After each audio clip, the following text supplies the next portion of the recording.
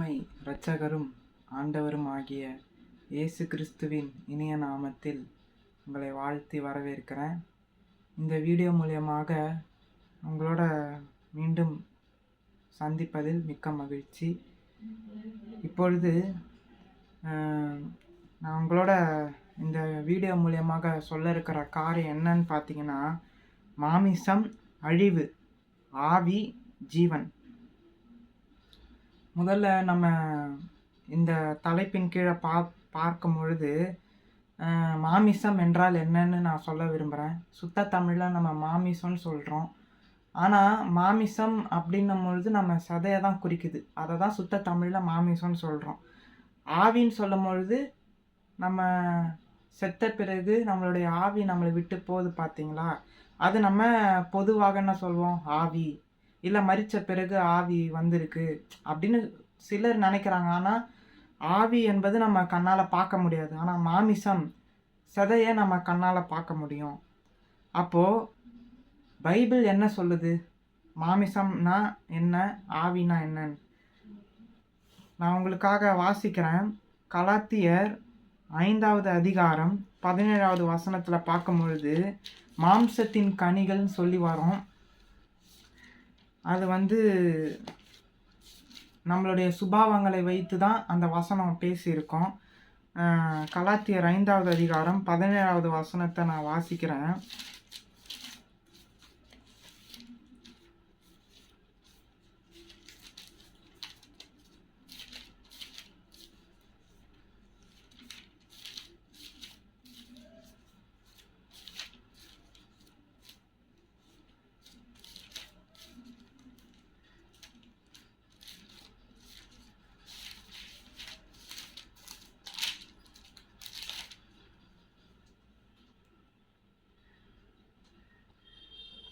வாசிக்கிறேன். கலாத்தியர் 5வது அதிகாரம் 17வது வசனம்.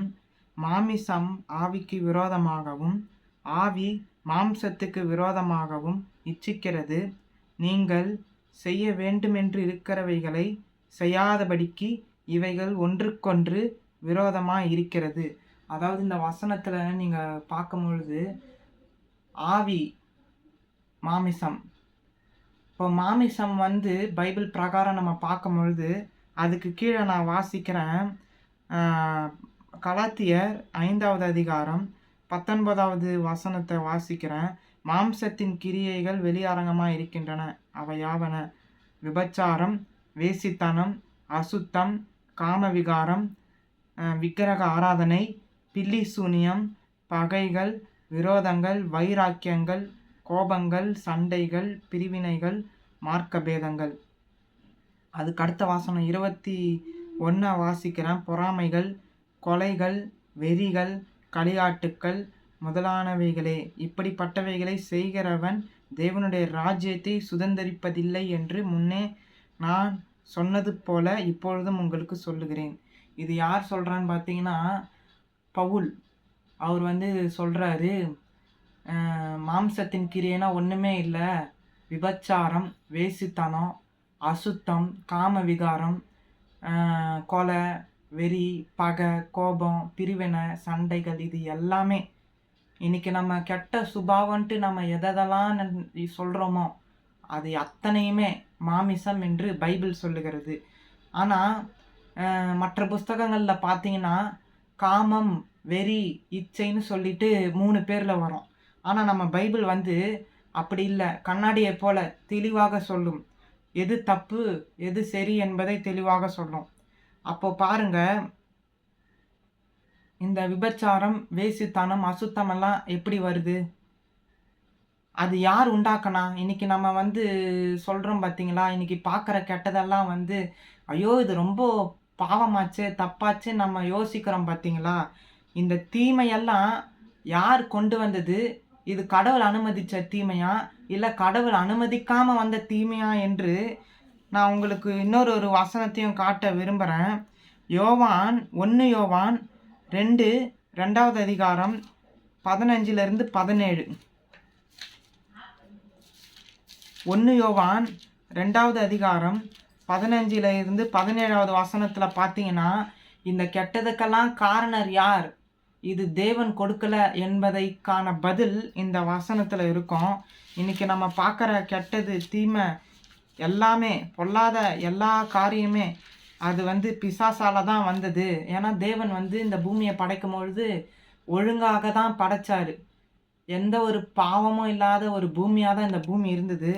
ஆனால் 1 யோவான் 2வது அதிகாரத்தில் 3 விதமான பெரிய பாவத்தை பைபிள் சொல்லும்.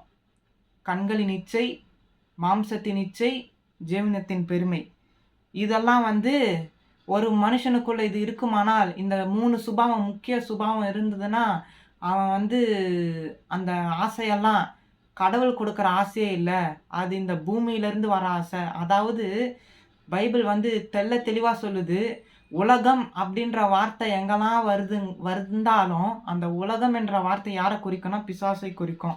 ஏன்னா இன்றைக்கு பிசாசு தான் இந்த உலகத்தின் அதிபதியாக இருக்கிறான். இயேசு கிறிஸ்து ரத்தம் சிந்தி ஜீவனை கொடுத்தாலும் நமக்குள்ள ஒரு போராட்டம் இருந்துக்கிட்டே இருக்குங்க. பார்த்தீங்களா?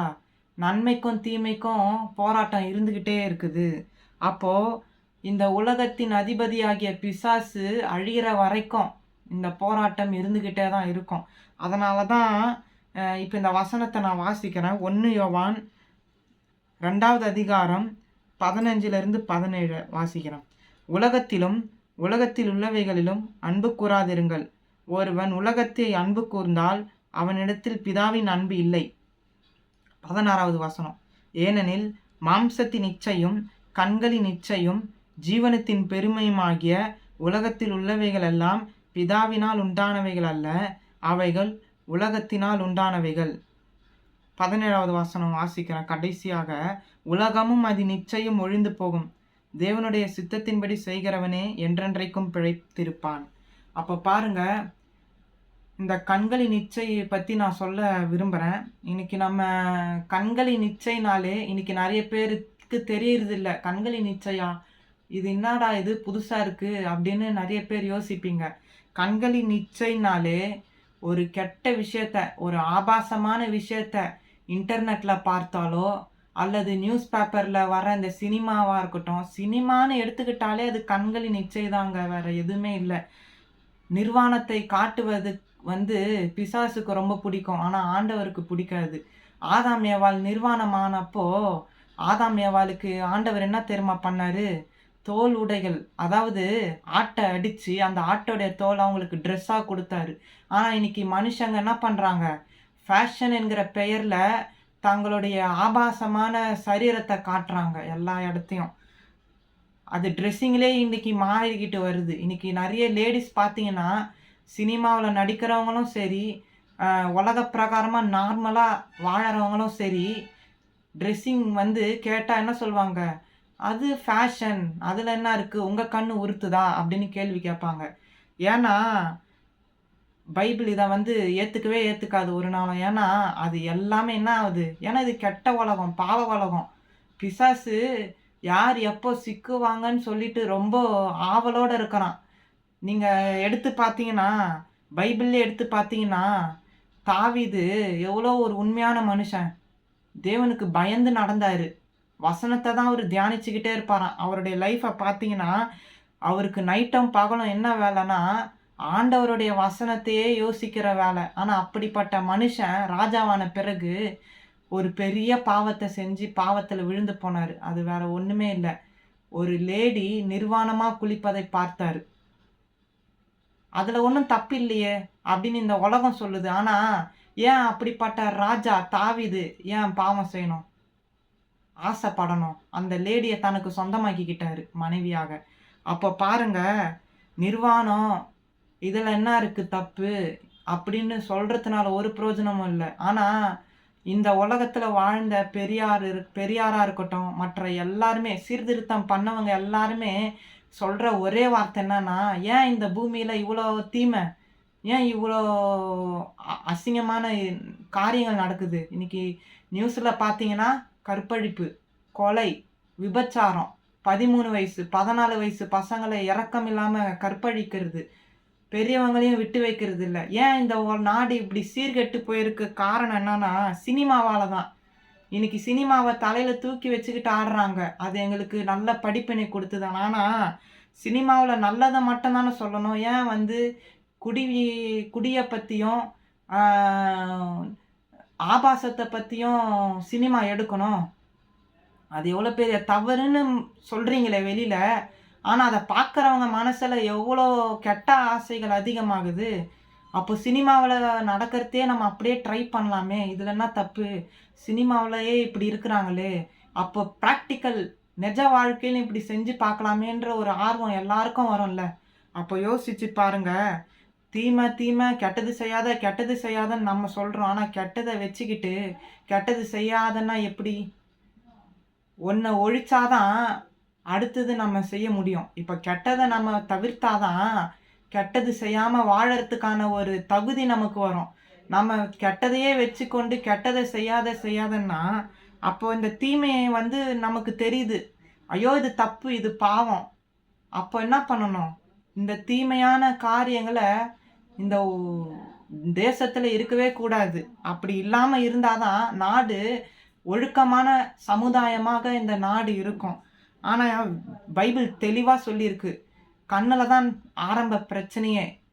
ஏன்னா, ஒவ்வொரு மனுஷனும் ஒரு தப்பு செய்யும்பொழுது, அவனுடைய ஆரம்ப புள்ளியே கண்ணுல இருந்து தான் ஆரம்பிக்குது. அதன் பிறகு அவன் யோசிக்கிறான். அதன் பிறகு அவன் கற்பனை பண்றான். அதன் பிறகு அத செஞ்சு பார்ப்போம். இதுல என்ன பாவம் இருக்கு?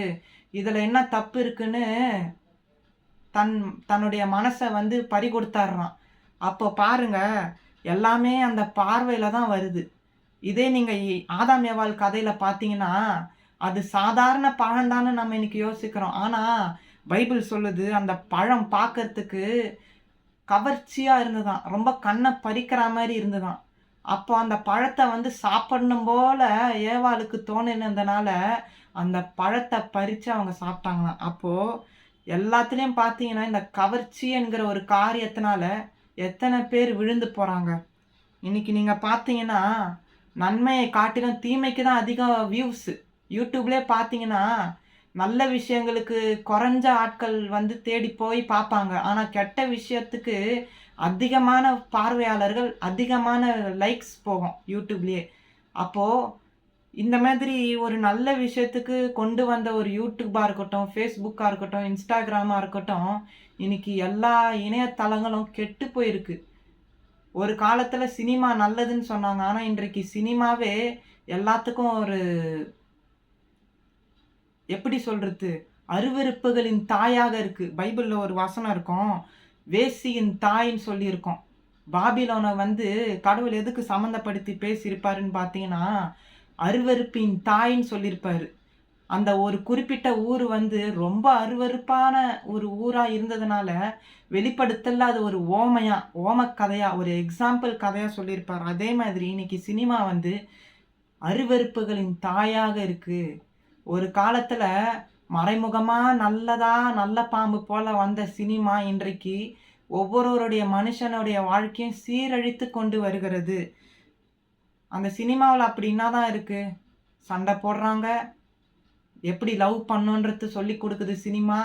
எப்படி கெட்ட பழக்கங்கள கத்துக்கலான்னு சொல்லி தருது. ஒரு நல்ல காரியமே சினிமா வந்து கற்றுத் தரதே இல்ல. அதுவும் இந்த ஜெனரேஷன் மிக மோசமாக அழிந்து கொண்டு வருகிறது. பலவித பழக்கங்கள், பாவ பழக்கங்கள். கஞ்சா, பீடி, சிகரெட்டு, குடி இது எல்லாமே சினிமா தான கத்துக் குடுத்தது. அப்போ ஒரு ஒண்ணுமே தெரியாத பழம் மாரி இருக்கிற பசங்களும் என்ன ஆயிடுறாங்க? இந்த மாதிரியான தீமைக்குள்ள நுழைஞ்சு, தீமைய பார்க்க ஆரம்பிச்சு, மோசமானவர்களா மாறி போறாங்க. அப்போ பாருங்க, அடிப்படையான ஒரு விஷயமே நம்மள வந்து ஒட்டுமொத்த வீட்டையும் நாசம் படுத்துற மாதிரி இருக்கு. அப்போ இந்த வீட்டினுடைய பேஸ்மெண்ட் எதுன்னு பார்த்தீங்கன்னா, நம்மளுடைய வாழ்க்கையை சீரழித்து கொண்டிருப்பது சினிமா தான். அது நான் 100க்கு 100% அடிச்சு சொல்ல முடியும் என்னால. ஏன்னா, இன்னைக்கு பார்க்குற ஒவ்வொருவருக்கும் ஒரு உறுத்தல் இருந்துகிட்டே இருக்கும். மனசளவுல, இல்ல சரீர அளவுல தப்பு செய்யணுன்ற அந்த எண்ணம் வரலனாலும், இந்த சினிமாவ பார்த்தாலே அவங்களுக்கு ஒரு விதமான கிளர்ச்சி வரும். அந்த கிளர்ச்சியே அவங்கள வந்து இது செஞ்சு பார்க்கலாமா? ஜாலியா இருக்கும் போல இருக்கே! அப்படின்ற எண்ணத்த குடுக்கறது தான் இந்த சினிமா. அதையும் இன்னைக்கு ஒரு பிஸ்னஸாக மாற்றி விட்டார்கள். பிஸ்னஸாக மாற்றி மெயினாக ஒரு நல்ல விஷயத்தையோ, நல்ல காரியங்களையோ அதிகமா நம்மளால இன்னைக்கு பார்க்கவே முடியல. எங்க பார்த்தாலும் சினிமா காரியம் தான். இந்த படம் ரிலீஸ் ஆயிருக்கு, அந்த படம் ரிலீஸ் ஆயிருக்கு. இந்த நடிகர் ரொம்ப ஜோரா இருக்கிறாங்க, அந்த நடிகர் ரொம்ப ஜோரா இருக்கிறாங்க. இத தான் நம்ம பார்க்குறோம். ஒவ்வொரு சேனல திருப்பினாலும் சரி, இணையதளத்த Facebook, Instagramம திருப்பினாலும் சரி, இன்னைக்கு வந்து நியூஸ் பேப்பர் என்கிற பெயர்ல சினிமா செய்திகள் அதிகம் போட்டு காச வசூல் பண்றாங்க. ஏன்னா, அப்பதானே சேல்ஸ் ஆகும். இல்லன்னா சேல்ஸ் ஆகாது. அதனால விற்பனையாளர்கள் அதிகமா ஆவறாங்க. இப்போ இதுக்கெல்லாம் மெயின் காரணம் என்னன்னு பார்த்தீங்கன்னா, மையக்குறியே இந்த சினிமா தான்.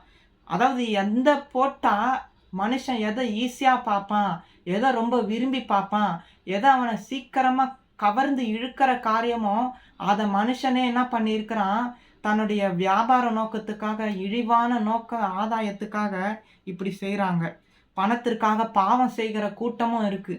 ஆனா, அத தப்புன்னு வந்து அவங்க தெரிஞ்சும், மனசாட்சி இல்லாம பணத்திற்காக எப்படிப்பட்ட தீமையையும் செய்ய துணியிறாங்க. அப்ப பாருங்க, எவ்வளோ மோசமான உலகத்துல நம்ம வாழுறோம். பைபிள் வந்து தெளிவா சொல்லியிருக்கு. அக்கிரமம் செய்றவன், விபச்சாரம் பண்றவன், வேசித்தனம் பண்றவன் எல்லாமே அதுல அடங்கும். இயேசு கிறிஸ்து தெளிவா சொல்லிட்டாரு மத்தேயு 5ல. ஒரு ஸ்திரீயை நீ இச்சையோடே பார்த்தால் விபச்சாரம் செஞ்சுட்டப்பா அப்படின்னு சொல்றாரு. ஆனா நம்ம வந்து பார்க்கறதுனால என்ன ஆயிடப்போகுது? அது என்டர்டெயின்மெண்ட் தானே, பொழுதுபோக்கு தானே. இதுல என்னடா தப்புன்னு நீங்க யோசிக்கலாம். ஆனா, உங்க வெறும் கண்ணால பார்த்து நீங்க சந்தோஷப்படுறீங்க. ஆனா உங்க ஆத்துமா அழிஞ்சு போறது உங்களுக்கு தெரியாது. அதனால இந்த வானத்தையும் பூமியும் படைச்ச கடவுள் எவ்வளோ வருத்தப்படுவாருன்றது நீங்க உணரல. அதனால தான் எவ்வளோ பெரிய தப்பையும் இன்னைக்கு என்ன அதுல தப்பு இருக்குன்றத நீங்க சொல்ல வரீங்க. ஆனா பைபிள் தெளிவா சொல்லுது. நம்ம கண்கள நம்ம பாதுகாப்பது ரொம்ப ரொம்ப அவசியம். ஏன்னா, இந்த கண்ணு தான் வெளிச்சம்னு சொல்லியிருக்கு. உங்க கண்ணு தெளிவா இருந்தா, நீங்க போற பாதை தெளிவா இருக்கும். உங்க கண்ணு சரியில்லன்னா, எப்பேர்ப்பட்ட பாவத்தையும் நீங்க சீக்கிரம் செஞ்சு அழிவ தேடிக்குவீங்க. ஏன் இன்னைக்கு ஒழுக்கமே இல்லாத ஒரு சமுதாயமா இந்த நாடு போய்க்கிட்டு இருக்கு? அதுக்கெல்லாம் முக்கிய காரணம், என்னைப் போல வாலிபர்கள் சினிமாவுலயும், பலவித பாவத்திலயும் அடிக்ஷன் ஆயி, குடிப்பழக்கத்திலயும், அதாவது இன்னைக்கு வந்து பாவம்ன்றது சின்ன குழந்தைக்கே தெரியுது. கல்யாணம், காதல் எல்லாமே. இன்னைக்கு பிறக்கிற குழந்தை கூட வாய திறந்து சொல்லுது. அப்ப அந்த அளவுக்கு பாவத்தோடைய உற்பத்தி எவ்வளோ அதிகமா இருக்குன்னு பாருங்க. ஒரு காலத்துல பயந்தாங்க. தப்பு செய்யறதுக்கு பயந்தாங்க. தப்பு செய்யறதுக்கான வாய்ப்பே இல்லாத காலங்கள் இருந்தது. ஆனா இன்னைக்கு நம்ம யூஸ் பண்ற செல்ஃபோனா இருக்கட்டும், வாசிக்கிற நியூஸ் பேப்பரா இருக்கட்டும், எல்லாமே தீமை, தீமை, தீமை, தீமை. ஒண்ணு கொலை சம்பவத்த நம்ம கேள்விப்படுறோம். ஒண்ணு இல்லன்னா நகை கொள்ளை அடிச்சுட்டாங்கன்னு கேள்விப்படுறோம். ஒரு நல்ல விஷயத்தையும் நம்மளால கேட்கவே முடியல. இந்த அழகி, இந்த சீரியல் நடிகை இந்த படத்துல நடிக்கிறாங்க. அந்த சீரியல் நடிகை அந்த படத்துல நடிக்க போறாங்க. அதுவும் வந்து படத்தோட ஃபோட்டோ பிக்சரோட போடுறாங்க. அப்ப பார்க்குறவங்களுக்கு என்ன ஆகும்? அவங்களுக்கு பாவம் செய்யணுன்ற எண்ணம் தானே வரும். திருப்பி திருப்பி பார்க்க தானே செய்வாங்க. ஏன்னா, நம்ம இந்த பூமியில மனுஷனாக பிறந்திருக்கிறோம். நம்ம வந்து பரலோக வாசிகள் இல்ல. ஆனா கடவுள் வந்து எப்படி வாழ சொல்றாருன்னா, நீங்க இந்த பூமிக்குரியவங்க இல்லப்பா. இன்னும் கொஞ்ச நாள் தான் இந்த பூமி அழிஞ்சிரும். நான் எதிர்பார்க்குற சுபாவம் என்னன்னு பார்த்தீங்கன்னா, உங்க கண்ணுல கூட பாவத்த செய்ற அளவுக்கு பாவத்த பார்க்காதீங்க அப்படின்னு இயேசு கிறிஸ்து விரும்புறாரு. ஆனா இன்னைக்கு மனுஷங்க நம்ம ஒவ்வொருவரும் என்ன பண்றோம்? பைபிள் இவ்வளோ அழகா மறைக்கல்வி கூட நமக்கு இப்படி சொல்லி தராத விஷயங்கள பைபிள் நமக்கு அழகா சொல்லி தருது. ஆனா இன்னைக்கு மனுஷங்க வந்து அத டேக் இட் ஈஸி பாலிசியாக எடுத்துக்கொண்டு போகிறார்கள்.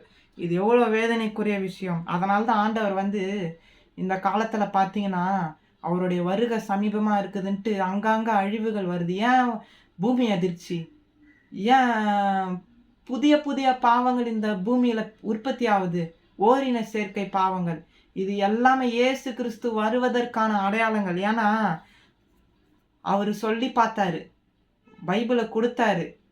ஊழியக்காரங்கள எழுப்பி சொல்லி பார்த்தாரு. யாருமே மனம் திரும்பலன்னும் பொழுது, நியாய தீர்ப்பு இப்போ நடக்குது. இந்த நியாய தீர்ப்பின் மூலியமாக தான் தேவனுடைய கரம் ஒவ்வொருவரும் வெளிப்படையாக பார்க்க முடியும். அப்போ பாருங்க, நம்ம எப்பேர்ப்பட்ட கடைசி காலத்துல வாழறோம்ன்னு சொல்லிட்டு, இன்னைக்கு வந்து நம்மள சுத்திலும் கெட்டது நெறையவே இருக்கு. ஆனா கெட்டத நம்ம வந்து என்ன பண்ணணும்? அத நம்ம வந்து அனுமதிக்கவும் கூடாது. அப்படிப்பட்ட காரியத்த நம்ம எங்கேயுமே வைக்கக்கூடாது. இன்னைக்கு வந்து பசங்க கெட்டுப்போக காரணமே பேரண்ட்ஸ் என்ன பண்றாங்க? அதுல என்ன இருக்குன்னு நீங்க லேசா நெனைக்கிற விஷயம் தான் என்னவாயிடுது? திருட்டுத்தனமான பாவங்கள். பாவங்களுக்குள்ள அவங்க போய் விழறாங்க. அப்ப பார்த்தீங்கன்னா, இன்னைக்கு வந்து ஒளிஞ்சிருந்தும் பார்க்க முடியும். தப்ப வந்து ஒளிஞ்சிருந்தும் செய்ய முடியும். பப்ளிக்காகவும் செய்ய முடியும். அந்த அளவுக்கு இந்த இந்த காலகட்டம் மாறிவிட்டது. அப்போ ஒவ்வொரு பெற்றோரும் விழிப்படைய வேண்டிய ஒரே ஒரு விஷயம் என்னன்னு பார்த்தீங்கன்னா, கெட்டத உங்க வீட்டிலிருந்து எதுவுமே தேவையே இல்ல. அத அப்புறப்படுத்திருங்க. அது உங்களுக்கு சாதாரண விஷயமா பட்டாலும் சரி, தயவு செய்து நீக்கி விடுங்கள். காரணம், என் ஆண்டவர் இயேசு கிறிஸ்து சொல்லியிருக்காரு, ஒரு எண்ணமே, ஒரு தப்பான எண்ணமே போதும். அவன் பாவம் செஞ்சுட்டான்னு சொல்லுது.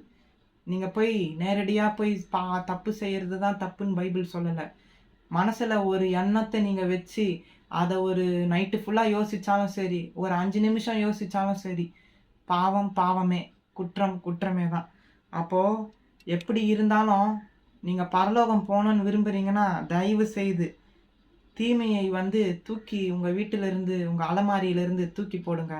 தீமைன்னா நான் என்ன தீமைன்னு சொல்றேன்? இன்னைக்கு நியூஸ் பேப்பர் வாசிப்பது நல்ல பழக்கம்னு சொல்றாங்க. ஆனா, அதுல வந்து நல்ல பழக்கம் வந்தாலும், செய்யற தப்பு, பார்க்குற தப்பு எல்லாத்தையும் தான் நம்ம படிக்கிறோம். அதனால நம்ம மனசு பாதிக்கப்படுது. நம்ம மைண்ட் பாதிக்கப்படுது. இந்த நியூஸ் பேப்பரால ஒரு பிரயோஜனமும் இல்ல. கெட்டத நம்ம படிக்கிறோம். கெட்டத தான் நம்ம யோசிக்க முடியுது. அதுக்கு பதிலா நீங்க பைபிள படிச்சீங்கன்னா, இந்த பைபிள் எவ்வளோ பிரயோஜனம் உள்ளது. இது வந்து உங்களுக்கு கெட்ட சிந்தைய கொண்டு வரவே வராது பைபிள். ஆனா, நீங்க வாசிக்கிறீங்க பார்த்தீங்களா நியூஸ் பேப்பர் ஒவ்வொரு நாளும். உங்க மனசுல அது பாவத்த தூண்டிக்கிட்டே இருக்கும். தப்பு செய்யணுன்ற எண்ணம் உங்களுக்கும் வந்துரும். நாள் போக போக. அப்போ இன்னைக்கு வந்து நியூஸ் பார்க்குறீங்களா? டிவியிலே வச்சு பார்த்து முடிச்சிருங்க. ரொம்ப அந்த பக்கம் போகவே போகாதீங்க. அது மட்டும் இல்ல, சினிமாவையும் ரொம்ப பார்ப்பதை நீங்க தயவு செய்து தவிர்த்துருங்க. முக்கியமா கிறிஸ்தவர்கள். ஏசப்பாவை ஏத்துக்கிற ஒவ்வொரு குடும்பமும் சினிமாவை பார்ப்பதை தவிர்த்துருங்க. ஏன்னா, பைபிள் சொல்றபடி பார்த்தீங்கன்னா, ஏசப்பா ரொம்ப ஷார்ப்பாக்கிட்டாரு. கட்டளைகள், அவர் சொன்ன எல்லா நியதிகளும் கூர்மையா இருக்கு. நம்ம எங்கேயுமே தப்பிக்க முடியாது. கொஞ்சம் கற்பனை பண்ணி நீங்க கெட்டத யோசிச்சாலும் பாவம்ன்ட்டாரு. அப்ப சினிமாவ வந்து நம்ம கண்ணால பார்க்குறோம். கண்ணால பார்க்குற எல்லா காரியமும் நம்ம மனசுல ஈஸியா பதியும் என்றால், தயவு செய்து சொல்றேன், கேபிள் கனெக்ஷன எடுத்துருங்க. டிஸ்கவரி சேனல் ஒரு 2, 3 சேனலையாவது தயவு செய்து வைத்துக் கொள்ளுங்க. ஏன்னா, இதன் நிமித்தமா நம்மளுடைய அடுத்த ஜெனரேஷன் அழிந்து கொண்டிருக்கிறது. அடுத்த சந்ததி அழிந்து கொண்டிருக்கிறது. 5 வயசுலயே காதல், கல்யாணத்தை குறித்து குழந்தைகள் பேசுறாங்கன்னா, அப்போ எந்த அளவுக்கு பாவம் முதிர்ச்சி அடைஞ்சிருக்குன்னு பாருங்க. வயசுக்கு அதாவது வரம்பு மீறி இன்னைக்கு எல்லாருக்கும் கெட்டது வந்து தெரிய ஆரம்பிச்சிடுச்சுன்னு நான் சொல்ல வரேன். இப்போ என்னுடைய காலத்துலலாம் பார்த்தீங்கன்னா, எனக்கு சின்ன வயசுல ஒன்றுமே தெரியாது. ஆனா, ஒரு காலகட்டத்துக்கு மேல தான், "ஓ! இது தப்பா?" அப்படின்ற ஒரு எண்ணம் எனக்குள்ள வந்தது. முதிர்ச்சி எனக்கு லேட்டா தான் வந்தது. ஆனா, இன்னைக்கு இந்த காலத்துல பார்க்கும்பொழுது ஒவ்வொரு ஜெனரேஷனும் 4 வயசு, 3 வயசுலயே வந்து கெட்டத வந்து பார்க்குறாங்க. அவங்களுக்கு தெரியாமலே பார்த்து கொண்டிருக்கிறார்கள். அப்போ தயவு செய்து என்ன பண்ணணும்? இப்படிப்பட்ட காரியங்களை தயவு செய்து அகற்றி விடுங்க. அதுக்கப்புறம் மாம்சத்தின் இச்சை. மாம்சத்தின் இச்சைனா ஒண்ணும் இல்ல. இந்த சத மேல ஒரு விருப்பம். சத மேல விருப்பம்னா, பைபிள் என்ன மறைமுகமா சொல்லுதுன்னு பார்த்தீங்கன்னா, இன்னைக்கு பார்க்குற ஆபாசங்கள் தான் மாம்சத்தின் இச்சை என்று வேதாகமம் சொல்லுகிறது. வேற ஒண்ணுமே சொல்லல. ரொம்ப வந்து நீங்க கற்பனை பண்ற மாரி மாம்சத்தின் இச்சையா? அப்படின்னா என்ன? அப்படின்ற எண்ணத்துக்கு நீங்க போகாதீங்க. மாம்சத்தின் இச்சைனாலே, இச்சை என்றாலே காமம். பாவம்.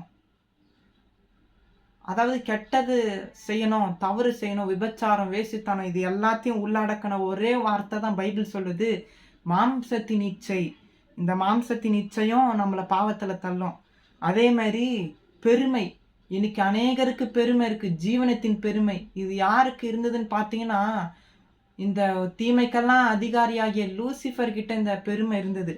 அவன் வந்து தன்னை அழகா உண்டாக்குன தேவனை வந்து மகிமைப்படுத்தல. நான் ரொம்ப அழகா இருக்கிறேன். எனக்கு ஏன் அந்த போஸ்டிங் கிடைக்கல? இன்னைக்கு எல்லாருக்கும் இந்த பெருமை இருக்குது. ஒரு ஒரு ஒரு அளவுக்கு மேல அவங்க ஒரு பெரிய ஆளா ஆயிட்டாங்கன்னா, தங்கள தாங்களே பெருமையா பேசுறதும், பெருமையாய் நடந்து கொள்வதும், இன்றைக்கு பெருமைன்னு சொன்னாலே இன்னைக்கு முக்காவாசி பேருக்கு பெருமை இருக்குது. அப்போ இந்த 3 விதமான பாவங்கள் நம்ம வாழ்க்கையிலிருந்து அகற்றியே ஆக வேண்டும். இல்லன்னா பரலோக ராஜ்யம் நமக்கு நிச்சயமாக இல்லை. ஏன்னா வெளிப்படுத்துற விசேஷத்துல நம்ம வாசிக்கும்பொழுது, இதுதான் மாமிசம்னு பைபிள் சொல்லுது. உலகம் சொல்லுது. அதுல என்னப்பா இருக்கு? தப்புன்றது ஒண்ணும் இல்லையே! அப்படின்றது வந்து உலகத்தோட நீதி. ஆனா என் பைபிள் சொல்ற நீதிபடி வாழ்ந்தீங்கன்னா, நிச்சயமான உண்மையான ஒழுக்கம் என்ன என்பதை இந்த பைபிளே கற்றுக் கொடுக்குது நமக்கு. இன்னைக்கு தப்ப வந்து பார்க்குறோம். தப்ப வந்து ரசிக்கலாம். ஆனா தப்ப வந்து செஞ்சா பாவம்ன்றாங்க. பார்த்தா பிரச்சனை இல்ல. ஆனா செஞ்சா தான் தப்புன்னு. ஆனா என் வேதம் சொல்லுது பைபிள், நீ அத செய்யறதுக்கு முன்னாடி நீ அத பார்க்குற பாத்தியா? தப்பான காரியத்த பார்க்குற பாத்தியா? அப்பவே நீ செஞ்சுட்ட. அவ்வளவுதான் அப்படின்னு பைபிள் சொல்லுது. அப்போ முக்கியமான ஒரு காரியம் என்னன்னா, நம்ம கண்ணுல எதெல்லாம் நம்ம பார்க்க விடுறோமோ, அத அத்தனையும் நம்ம செஞ்சதுக்கு சமம். வேதத்தின்படி. ஆனா இன்னைக்கு மனுஷங்க என்ன சொல்லுவாங்க? போய் நீ செஞ்சா தான் தப்புப்பா. பார்க்கறதுல என்னப்பா அப்படின்னு சொல்றாங்க. அது வந்து என் இயேசு கிறிஸ்து ஒரு நாளும் ஏற்றுக்கொள்ளவே மாட்டார். அதுக்கப்புறம் பைபிள் ஒரு எச்சரிக்கை பண்ணுது. நம்மளுடைய கண்களை நாம் பத்திரமாக பாதுகாக்கணும்.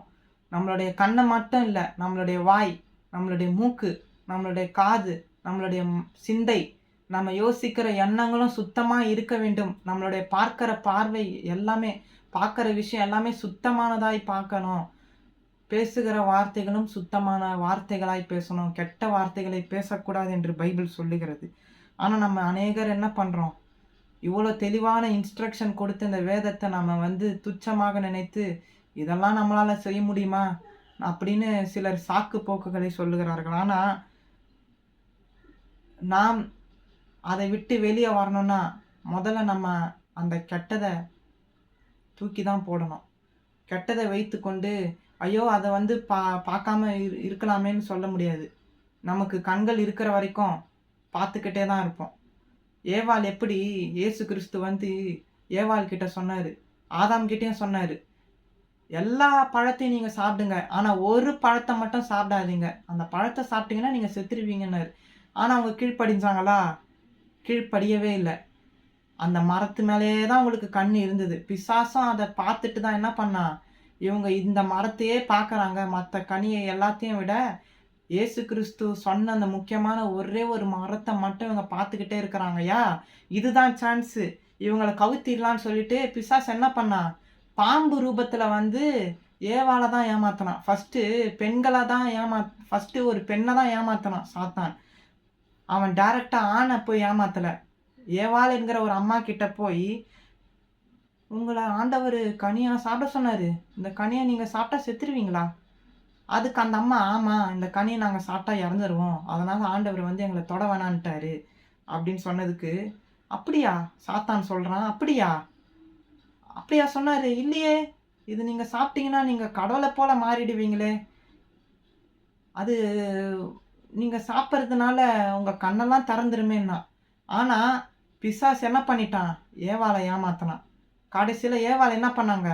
தன்னுடைய வீட்டுக்காரராகிய ஆதாம் கிட்ட அந்த பழத்த குடுத்து அவரும் சாப்பிட்டு, கடவுள் சொன்ன கட்டளையை மீறி, பாவத்த அவங்களே என்ன பண்ணிக்கிட்டாங்க? இந்த பூமியில வெல்கம் பண்ணி வரவேற்த்தாங்க. மனுஷனே தான் பாவத்த வந்து வெல்கம் பண்ணி வரவேற்த்தானே தவிர, எந்த கெட்டதுக்கும் கடவுள் காரணரே இல்ல.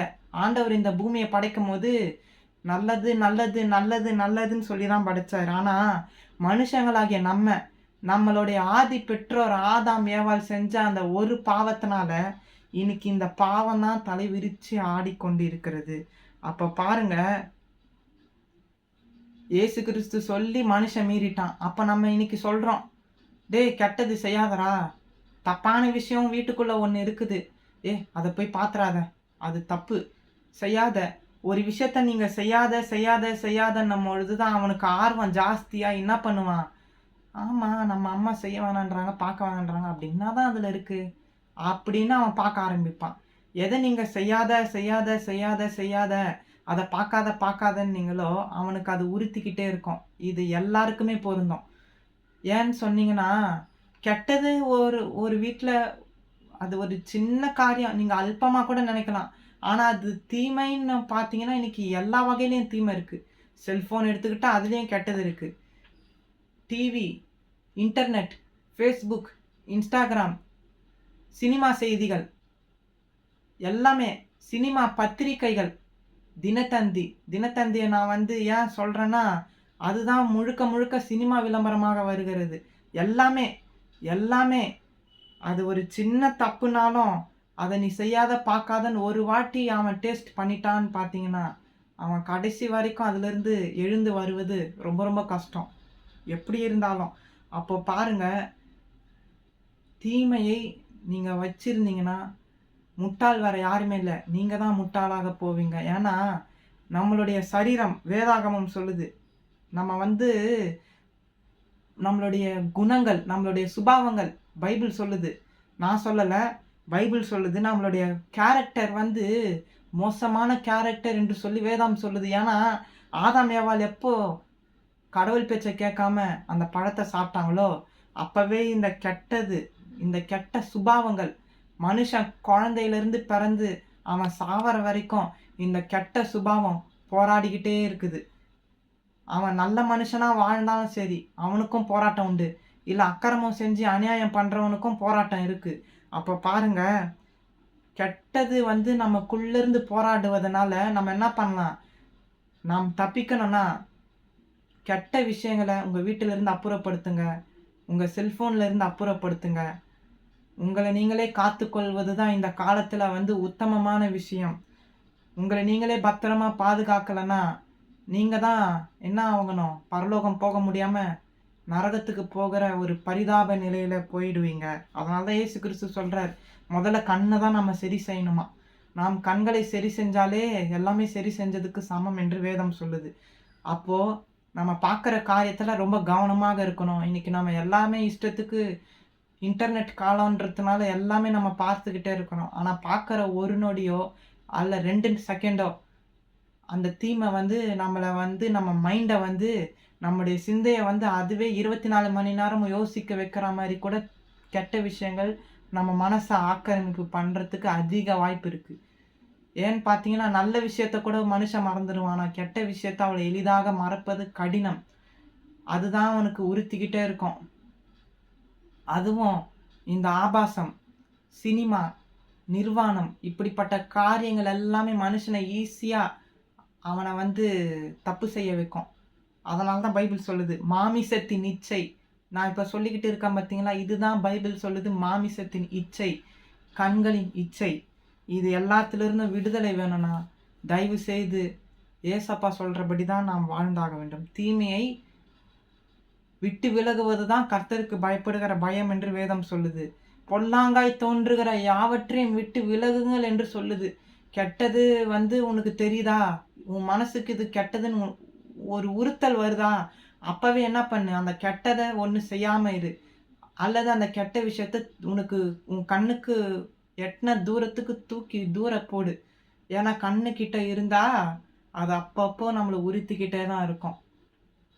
ஏன்னா நம்மளால அவ்வளோ அ பரிசுத்தமாய் வாழுவது இந்த பூமியில மிக மிக கடினம். இயேசு கிறிஸ்துவ மாதிரி ஒழுக்கமானவர்கள் யாருமே இல்ல. ஏன்னா வேதம் சொல்லுது, எல்லா மனுஷனும் பாவம் செஞ்சவன், எல்லா மனுஷனும் விழுந்து போனவன், ஒரு பரிசுத்தவானும் இல்ல, ஒரு நீதிமானும் இல்ல என்று வேதம் சொல்லுது. இந்த வீடியோவை பார்க்கிற நீங்கள் ஒவ்வொருவரும் உணர வேண்டிய விஷயம், இயேசு கிறிஸ்துவ போல யாரும் ஒழுக்கமானவர்கள் அல்ல.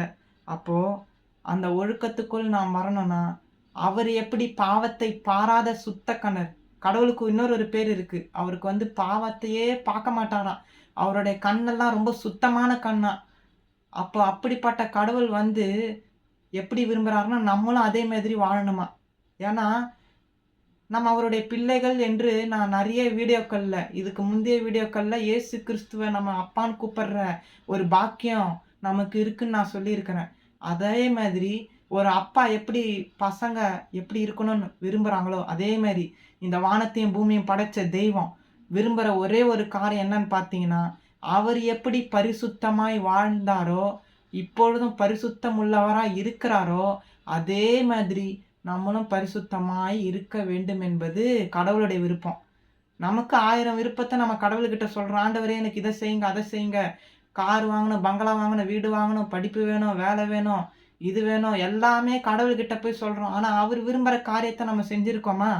அவர் விரும்புற காரியம் எல்லாமே, என் பிள்ளைகள் என்னைப் போல வாழ வேண்டும். நான் எப்படி பரிசுத்தமாய் வாழுகிறேன்?